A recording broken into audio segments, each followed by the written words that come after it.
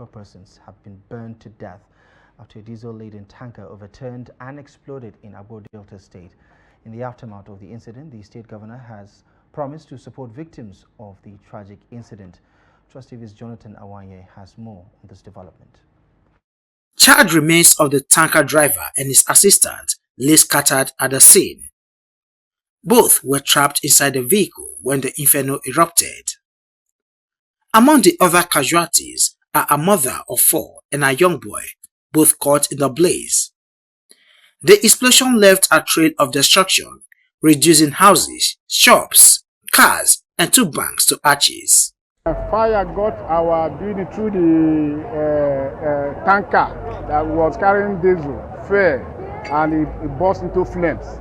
The whole building, the whole line was burnt down. I'm dealing with electronics. I'm full of electronics, televisions, fans, and anything.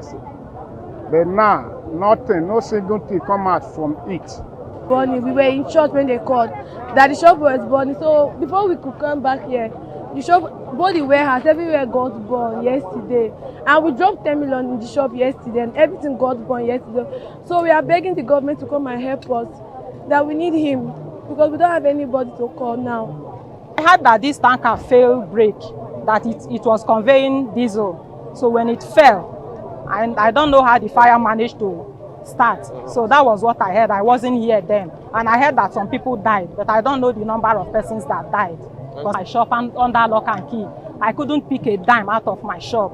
Before I could get to this place, the building is already on fire. So I couldn't help it than to stand and be watching my shop, my nairas burning down. Delta State Governor Sheriff Oborewori, represented by his deputy, visited the scene and assured residents that the government would investigate the cause of the disaster and take steps to prevent a recurrence. The governor's delegation also visited the family of the woman who lost her life in the fire, offering condolences and pledging support. We are just man there, we will do our best, but it's God that takes the ultimate decision. We pray for the repose of my soul. We that are alive will do whatever we can to cushion whatever effects.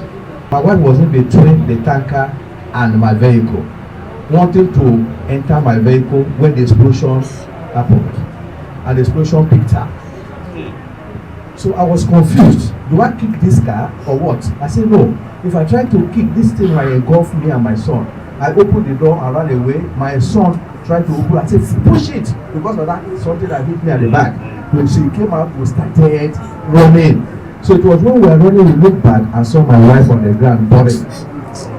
And there was nothing to us. So I have to run. That is the true story. If the other thing you have heard is not true.